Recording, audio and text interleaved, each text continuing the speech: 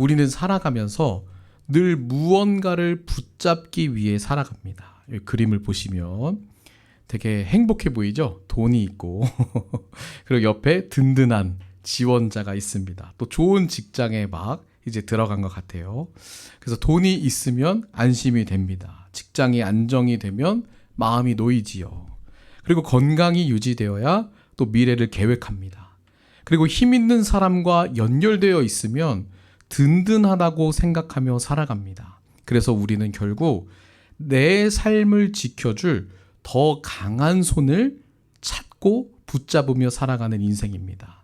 그런데 가만히 보면 우리가 붙잡고 있다고 생각했던 그것이 사실은 우리를 붙잡고 있을 때가 많이 있습니다. 돈을 붙잡았다고 생각했지만 사실 돈에 붙잡혀 살고, 그리고 사람을 우리가 붙잡았다고 생각하지만 사실은 사람의 평가에 휘둘리며 붙잡혀 살고 있을 때가 많다라는 것이죠. 그런데 이것은 오늘만의 이야기가 아닙니다. 우리가 함께 읽은 이 이사야 시대에도 마찬가지였습니다. 사람들은 하나님이 아니라 더 강한 나라를 신뢰하며 그것을 붙잡으며 살아갔습니다. 이 그림을 보시면 이 당시 가장 강력했던 아시리아라고도 하죠. 이 아수르 군대입니다. 이 군대가 당시에 최첨단 무기를 가지고 있었습니다. 정말 강력한 청동, 방패, 창, 전차 같은, 지금으로 보면은 사실은 별것 아니지만 이 당시에 굉장히 최첨단 무기를 가지고 있었던 강력한 군대였습니다. 그래서 모든 나라들이 이 아수르 군대를 부러워하고 두려워했습니다. 그래서 가장 강력한 아수르를 의지해야만, 그들에게 잘 보여야만 살아남을 수 있는 그러한 국제 정세였습니다. 그런데 또 국제 정세가 조금씩 바뀌면 또다시 다른 나라에게 희망을 거고 또다시 다른 나라와 손을 잡고, 이것이 당시 이사야 시대의 국제 정세였습니다. 그래서 사람들은 역사를 봐도 언제나 누가 더 강한가를 항상 염두하고 살아갑니다. 누가 더 강한가를 항상 계산하며 살아갑니다. 그런데 하나님께서는 하나님을 믿는 자녀들에게 전혀 다른 질문을 하고 계십니다. 누가 더 강한가라는 질문이 아니라 하나님께서는 지금 너는 누구의 손에 붙잡혀 사는가라는 질문을 우리에게 하신다는 것이죠. 오늘 본문은 아수르와 블레셋 그리고 모압이라는 세 나라의 멸망에 대한 심판의 말씀입니다. 그런데 이 말씀이 심판의 말씀만은 아닙니다. 조금 더 깊이 들어가 보면 단순히 멸망에 대한 이야기가 아니라 너희들은 누구를 의지하며 살아갈 것인가에 대한 말씀입니다. 강한 나라의 손에 붙잡힐 것인가, 아니면 모든 나라를 다스리시는 하나님의 손에 붙잡힐 것인가, 이것을 오늘 이 말씀이 우리에게 질문하고 있는 것입니다. 우리가 먼저 살펴볼 나라는 아수르에 대한 말씀입니다. 이 아수르라는 제국이 오늘날에는 이미 멸망한 나라라는 것을 우리는 잘 알고 있죠. 그러나 이 이사야 시대 사람들에게 아수르 이러면 절대 무너지지 않을 강대국이었습니다. 오늘날로 치면 미국이 망했다, 사람들 믿지 않겠죠. 미국이 어떻게 망해? 이렇게 생각하는 것처럼 그 정도의 강대국인 아수르였습니다. 군사력도, 경제력도, 정치력도 모든 면에서 다른 나라보다 압도적인 나라였습니다. 당시 사람들에게 아수르는 세상을 좌지우지하는 거대한 손처럼 아마 보였을 것입니다. 그 강대한 제국 앞에서 하나님을 믿는 나라인 유다도 속수무책으로 흔들리기 시작했습니다. 하나님보다 아수르라는 강한 나라를 더 의지하고 싶은 마음이 불쑥 생겨났습니다. 그들은 강한 손을 붙잡으면 안전할 것이다 라고 생각했기 때문입니다. 그래서 실제로 이 이사야 시대 때 유다의 12번째 왕 아하스 왕이 북이스라엘과 그리고 다메섹이 쳐들어왔을 때 어떻게 하죠? 아수르에게 서신을 보냅니다. 이 하나님이 세우신 왕으로서 그 위기 속에서 하나님께 먼저 기도하고 하나님께 도움을 청해야 했어야 할 이 아하스 왕이 어떻게 한다고요? 아수르에게 서신을 가장 먼저 보냅니다. 근데 그럼에도 하나님께서는 이사야를 통해서 이렇게 말씀하세요. 아하스에게 내가 너를 붙들어 줄 거다. 두려워하지 말라. 너는 나를 의지해라라고 이사야를 통해 말씀하세요. 그런데 그렇게 권면했음에도 불구하고 아하스는 하나님의 손을 거절합니다. 누구의 손을 더 붙잡죠? 당장 눈앞에 보이는 강한 나라 아수르 왕의 손을 아하스 왕은 붙잡게 됩니다. 그래서 결국 더 큰 재난이 유다 땅에 닥쳐오게 됐음을 우리는 성경의 역사를 통해 알 수 있습니다. 사실 이런 모습이 인간의 본성입니다. 우리는 하나님보다 눈앞에 있는, 당장 내 눈앞에 있는 강한 힘을 더 신뢰합니다. 돈이 되었던지 권력이 되었던지 아니면 잘 나가는 사람, 인맥, 직장, 학벌, 무언가 나를 지켜줄 것 같은 당장 눈앞에 보이는 거대한 손을 우리는 붙잡으려고 합니다. 내가 가장 강하다고 믿는 것을 붙잡으면 안전하다라고 생각합니다. 하나님께서 지켜주시고 돌보신다라는 그 말씀이 어느 순간 들리지 않습니다. 헛된 것을 의지하고 결국 그것을 섬기게 되고 그것을 의지하게 되고 그것 없이는 살 수 없는 지경까지 이르게 된다라는 것이죠. 그런데 오늘 본문 24절부터 27절에서 하나님께서는 반복해서 이 말씀을 하십니다. 우리 24절부터 25절 상반절까지 말씀을 한번 읽어보겠습니다. 함께 읽겠습니다. 시작. 만군의 여호와께서 맹세하여 이르시되 내가 생각한 것이 반드시 되며 내가 경영한 것을 반드시 이루리라. 내가 아수르를 나의 땅에서 파하며 나의 산에서 그것을 짓밟으리니 라고 말씀하십니다.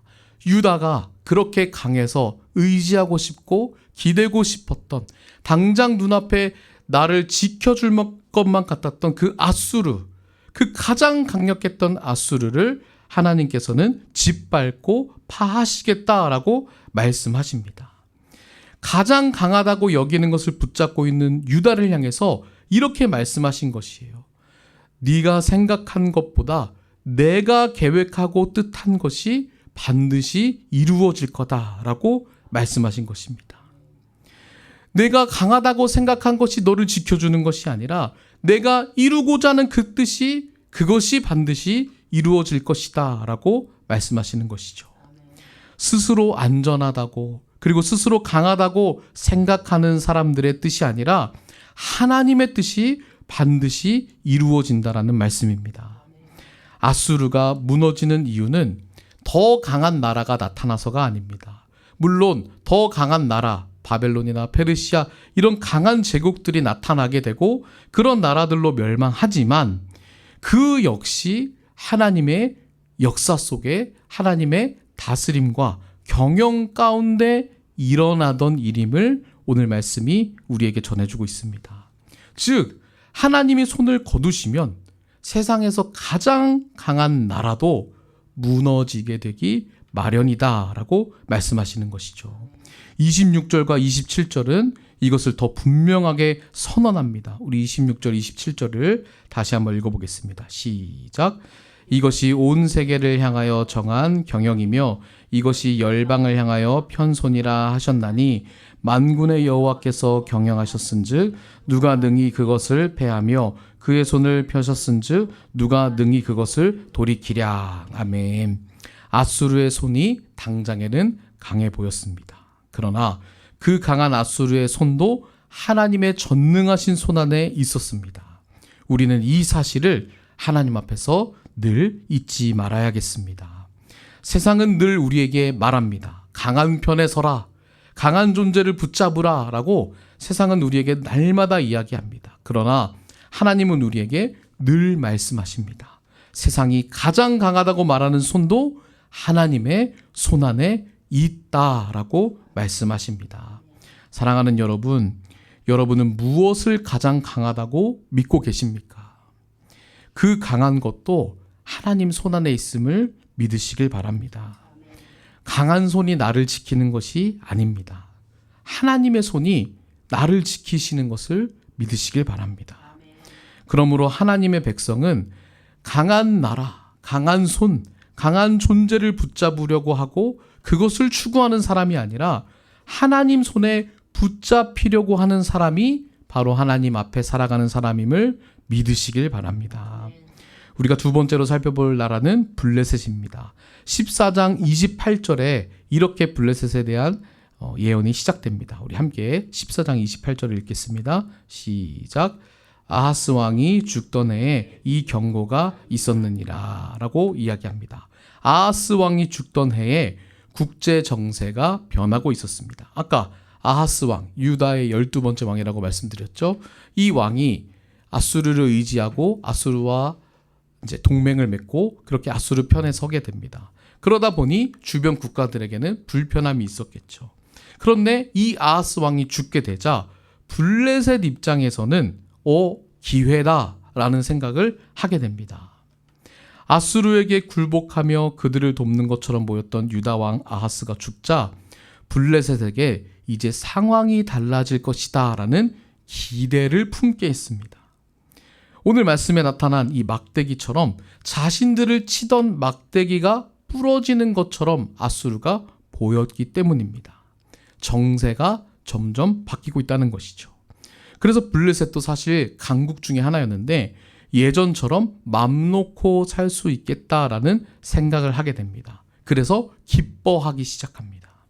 사실 이런 모습이 블레셋뿐만 아니라 우리 삶에도 있습니다. 오랫동안 힘들었던 상황이 조금씩 나아지면 마음이 놓입니다. 병이 낫고 또 경제력이 조금씩 회복되고 문제가 조금씩 해결되면 마치 모든 것이 끝난 것처럼 안심하게 됩니다. 상황이 좋아지면 비로소 살 것 같습니다. 그런데 29절에 하나님께서는 그런 상황에 놓인 블레셋에게 이렇게 말씀하십니다. 29절을 함께 읽겠습니다. 시작. 블레셋이여 너를 치던 막대기가 부러졌다고 기뻐하지 말라. 뱀의 뿌리에서는 독사가 나겠고 그 열매는 나는 불뱀이 되리라 라고 말씀합니다. 뱀이 죽었다라고 기뻐하지 말라는 것이죠. 뱀이 죽은 자리에서 더 맹독을 가진 독사가 나오고 그 독사가 낳은 알은 열매가 이제 알인데 날아다니는 불뱀이 되기도 한다라고 말씀하시고 있습니다. 즉 상황이 나아져서 기뻐할 것이 아니라 더 상황이 나빠질 거다라는 얘기를 블레셋에게 하고 계시는 것이죠. 블레셋 입장에서는 막대기가 부러진 것처럼 보여도 하나님께서는 또 다른 막대기를 준비하고 계시기 때문입니다. 블레셋이 본 것은 당장 눈앞의 현실이었습니다. 당장의 상황이었습니다. 그러나 하나님은 현재의 당장의 상황을 넘어서 역사를 경영하고 계셨습니다. 그 관점에서 블레셋에게 또 유다에게 이야기하고 있는 것이죠. 블레셋의 문제는 무엇이었을까요? 눈에 보이는 정세의 변화를 희망의 근거로 삼은 것입니다. 당장의 상황이 좋아진 것을 희망의 근거로 삼은 것이죠. 상황이 좋아 보이니까 이제 안전하다고 착각합니다. 유다를 넘보게 됩니다. 그들의 하나님을 업신여겼습니다. 자신들이 아수르의 위치, 가장 강한 자의 위치에 갈 수 있을 것이라고 착각했습니다. 그러나 역사를 움직이시는 분은 하나님이십니다. 상황이 바뀐 것이 아니라 하나님의 경영이 다음 단계로 넘어가고 있었을 뿐입니다. 아수르는 지고 또 다른 막대기인 다른 강대국들이 바벨론과 페르시아 같은 나라들이 준비되고 있었던 것이죠. 그래서 기뻐할 이유가 블레셋에게는 없었던 것입니다. 사랑하는 여러분, 오늘 이 블레셋의 심판에 대한 말씀을 통해서 우리를 돌아보기를 원합니다. 우리는 무엇으로 내 평안을 결정하고 있는지 돌아보기를 원합니다.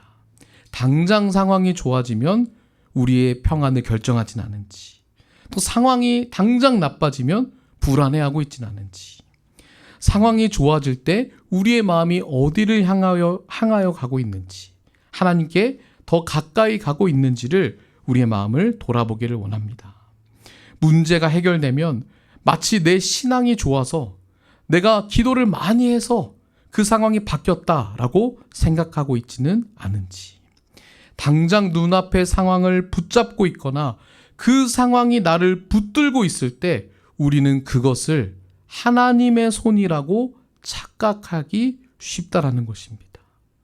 하나님을 마치 믿는 것처럼 보이지만 사실은 상황에 매여 있는 것이죠. 하나님을 믿는 것처럼 보이지만 기도를 열심히 하지만 사실은 상황만 바뀌면 은혜를 얻는 것이죠. 그리고 바뀌지 않으면 재앙인 삶을 살고 있는 것 뿐입니다. 그러나 하나님 앞에 진정으로 살아가는 사람은 상황 자체로 평안을 얻지 않습니다. 상황이 좋아졌다고 안심하지도 않고 상황이 나빠졌다고 절망에 빠지지도 않습니다. 왜냐하면 우리의 평안은 상황이 아니라 하나님의 손안에 있기 때문임을 믿으시길 바랍니다. 32절 하반절에 그래서 이런 이야기를 합니다. 우리 32절 하반절을 함께 읽겠습니다. 시작. 여호와께서 시온을 세우셨으니 그의 백성의 곤고한 자들이 그 안에 피하나니라. 아멘. 블레셋은 상황을 읽으면서 안심을 찾았지만 하나님의 백성은 상황이 아니라 하나님이 세우신 시온 안에서 피난처를 얻으며 샬롬을 얻습니다. 그래서 상황이 나를 지키는 것이 아닙니다. 하나님의 손이 나를 지키신다라는 것입니다. 아무리 상황이 곤고해지고 불리해지고 또 그렇게 우리의 삶이 연약해져도 주님 앞에 사는 자들, 주님 안에 사는 자들은 평안을 얻는다는 사실을 여러분 기억하시기를 바랍니다. 문제는 상황이 좋아졌냐 나빠졌냐가 아닙니다. 누구의 손에 내가 붙들려 있는가라는 것입니다. 하나님 손에 붙잡혀 있을 때 진짜 평안이 주어진다는 사실을 믿으시길 바랍니다.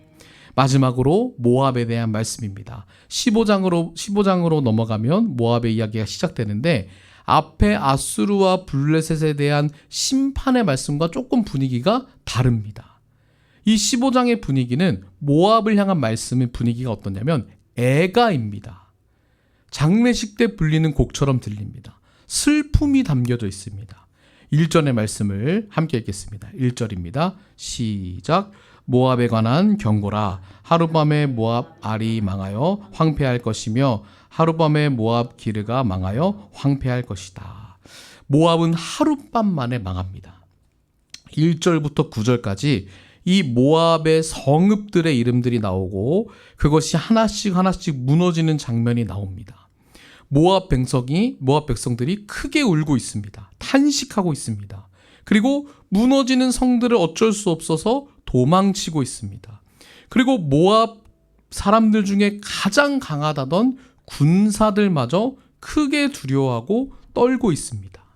그런데 여기서 우리가 한 가지 주목해야 될 점이 있습니다. 모압이 울고 탄식하고 도망치고 있지만 하나님께 피하는 모습을 보여주고 있지 않다라는 것입니다. 본문이 그들을 향해서 하나님께 피하고 있다는 모습이 보여지지 않다라는 것이죠. 이 모압은 자신들이 쌓아둔 재물을 가지고 피난길을 갈 뿐임을 또 7절의 말씀에도 보여주고 있습니다. 사실 이 모압이라는 나라는 하나님께 피하고 하나님의 은혜를 입을 기회가 많던 나라였습니다. 왜 그렇죠? 친척과 같은 관계였죠. 이스라엘과. 이 다윗의 증조 할머니 누구죠? 룻이 어디 사람이죠? 모압 사람입니다. 그리고 아브라함의 조카 롯이 큰딸과 사이에서 낳은 그 자손이 모압 자손의 시작이었죠. 그래서 모압은 이스라엘 통해서 하나님께 보호를 받던 나라이기도 했습니다. 그래서 하나님을 충분히 알 수 있는 은혜의 기회가 모압에게 늘 있었던 것이죠. 그런데 모압은 결국 하나님을 떠나고 그모스나 바알이나 몰렉과 같은 신을 섬기면서 자기 자녀들을 제물로 바치고 악행을 저지르는 이런 나라가 되고 말았습니다. 그리고 오랜 세월 성경의 역사 속에 이스라엘을 괴롭히던 세력으로 남게 됩니다. 이제 모압 역시 그들의 악행과 나라에 대한 심판을 피할 방법이 없었습니다. 그 심판 속에 모압은 그저 울 수밖에 없는 처지였던 것입니다. 그러나 그들은 울었지만 하나님께 피하지 않았습니다. 사실 이 말씀 속에 슬픔이 담겨 있다 했잖아요. 이 이사야가 슬픔을 가지고 모압을 향해 말씀을 전할 뿐만 아니라 하나님께서 모압을 향해서 슬피 우는 말씀으로 이 심판의 말씀을 전하고 있는 것입니다. 그러나 모압은 눈물을 흘리지만 주님께 나오지 않고 있음을 우리는 말씀을 통해 보게 됩니다. 또 모압은 지리적으로 굉장히 유리한 위치에 있었던 나라입니다. 절벽 위에 성벽이 있었고 굉장히 높은 지대에 이 나라가 있었습니다. 든든한 요새가 있었습니다. 외부의 침략으로부터 안전하다고 늘 생각하며 살아갔습니다. 물질적인 풍요도 있었던 나라고 군사들이 막강했습니다. 그렇게 지리적인 조건을 자랑하면서 우리는 결코 멸망하지 않을 것이다 라고 자부했던 나라입니다.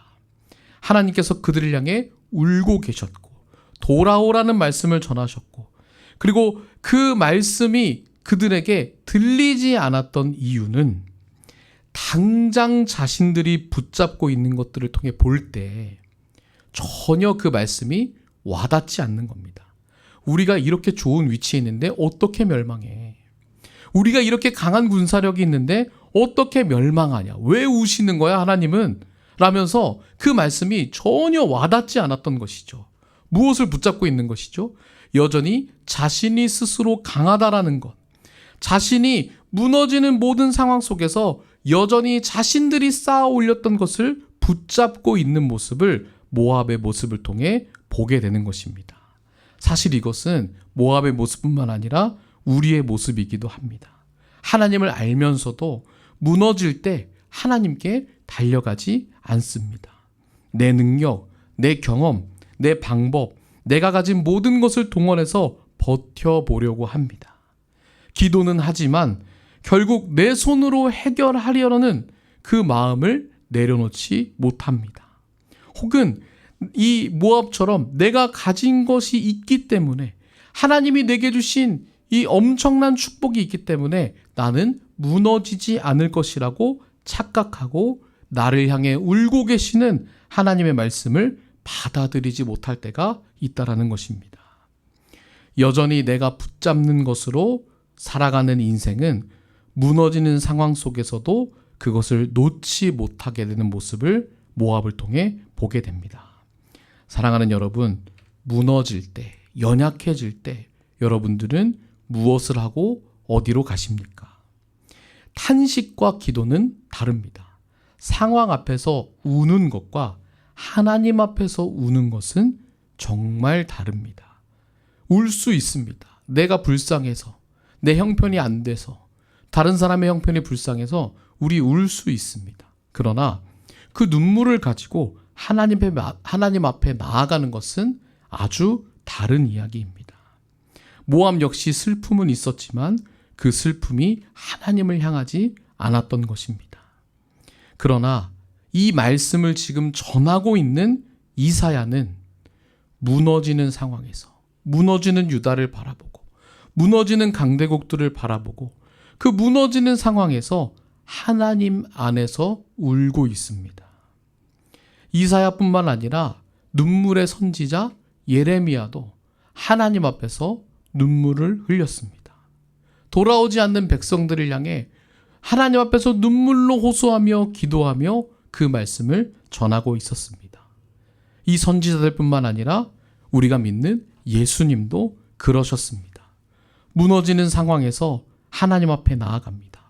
모든 제자들이 예수님을 배신하고 그리고 모든 사람들이 예수님을 열광했던 모든 군중들이 예수님을 못 박으라라고 말할 때 예수님은 겟세마네 동산에서 하나님 앞에 나아갑니다.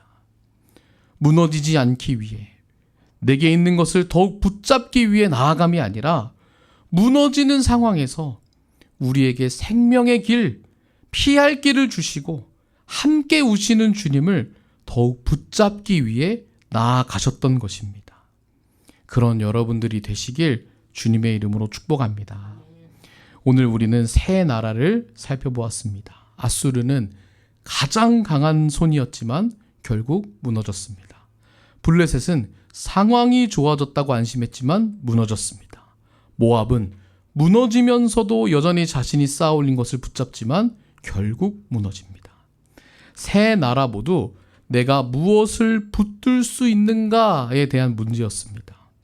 그리고 사람이 붙잡는 것은 결국 모두 무너지게 된다는 것을 하나님의 심판의 말씀 속에서 볼 수 있었습니다.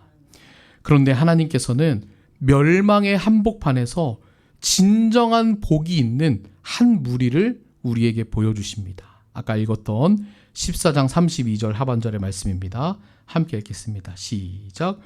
여호와께서 시온을 세우셨으니 그의 백성의 곤고한 자들이 그 안에서 피난하니라. 아멘. 세상은 강한 사람이 오래 살아남는다라고 말합니다. 그러나 하나님은 전혀 다른 사람을 보여주시죠. 곤고한 자들을 보여주십니다. 세상은 상황과 판단을 잘 읽어가는 자가 오래 간다고 말하지만 그 사람도 아닙니다. 주님은 심령이 가난한 자들이라고 말씀하십니다. 스스로 의지할 것이 하나도 없어서 하나님의 피난처밖에 붙들 수 없는 사람들, 하나님은 그 사람들을 안전하게 붙드시고 지켜주신다는 사실을 믿으시길 바랍니다. 하나님 앞에서 살아가는 사람은 그래서 강한 사람이 아닙니다. 형편이 좋은 사람도 아닙니다. 능력이 많은 사람도 아닙니다. 하나님 손에 그저 붙잡힌 사람입니다. 그래서 연약해도 괜찮습니다. 강한 자들로 인해서 모두가 흔들린다 해도 흔들리지 않습니다. 세상이 무너진다고 해도 결코 무너지지 않는 하나님 나라 안에서 살아가는 자들입니다. 그렇다고 해서 하나님의 손에 붙잡혀 산다는 것이 아무것도 하지 않는다라는 것이 아닙니다. 하나님 손에 붙잡힌 사람은 하나님께서 허락하시고 하나님께서 돌보시고 보호하시는 삶을 존귀히 여기며 하나님의 뜻을 향해 힘있게 살아갑니다.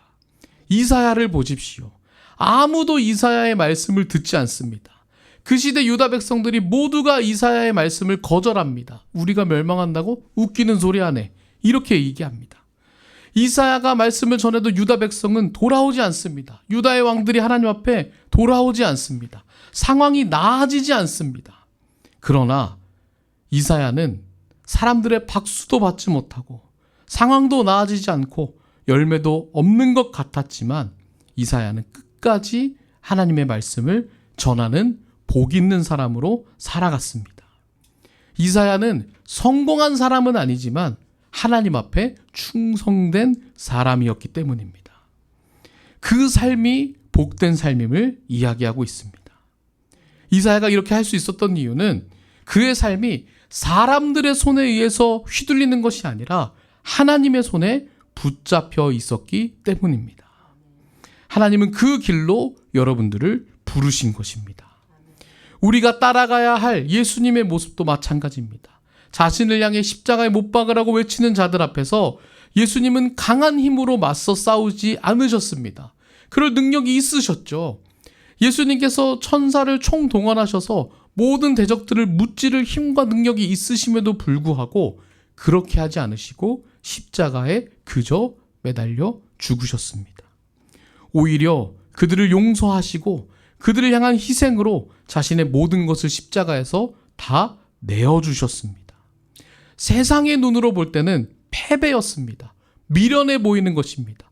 그토록 연약한 것이 없었습니다. 그러나 그것이 그 예수님의 십자가가 하나님의 손에 자신을 맡기는 삶이었음을 여러분들 믿으시길 바랍니다. 그래서 예수님이 십자가에서 이런 고백을 하셨죠. 누가복음 23장 46절의 말씀을 함께 읽겠습니다. 시작. 예수께서 큰 소리로 불러 이르시되 아버지여 내 영혼을 아버지 손에 부탁하나이다 하고 이 말씀을 하신 후 숨지시니라. 얼마나 우리 입장에 얼마나 억울했을까요? 그렇죠? 억울할 거 아니에요. 사람들이 그렇게 존경하고 따르고 떠받고 추앙했던 예수님.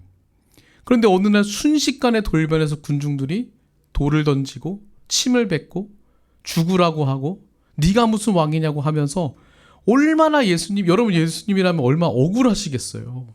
더 강한 힘이 있다면 얼마나 뒤집어 엎고 싶겠어요. 그러나 예수님 어떻게 말씀하세요? 아버지 손에 부탁하나이다. 아버지 손에 맡깁니다. 라고 예수님이 말씀하십니다. 그것이 예수님이 우리에게 보여주신 하나님 손에 붙들린 삶의 최종적인 모습이었습니다. 그런데 그렇게 죽음이 끝이라면 얼마나 비극적이겠어요. 하나님 손에 맡겨진 삶, 하나님 손에 붙들린 삶은 그렇게 끝나지 않았습니다. 그 모든 인간이 뛰어넘을 수 없는 가장 강력한 죽음이라는 문제 속에서 하나님은 예수님을 부활시키셨습니다. 하나님 손에 맡겨진 삶이 다시 사심이었습니다. 그것은 죽음을 승리한다는 하나님의 선언이었습니다. 예수님께서 죽음을 이기시고 다시 살아나신 것은 하나님의 손에 붙들린 자의 승리를 가장 잘 보여주는 사건이었던 것입니다. 하나님 손에 붙들린 인생은 결국 죽음을 이기는 삶임을 믿으시길 바랍니다. 사랑하는 여러분, 오늘 이 질문을 품고 이 자리를 나서기를 바랍니다. 나는 지금 누구의 손에 붙잡혀 있는가?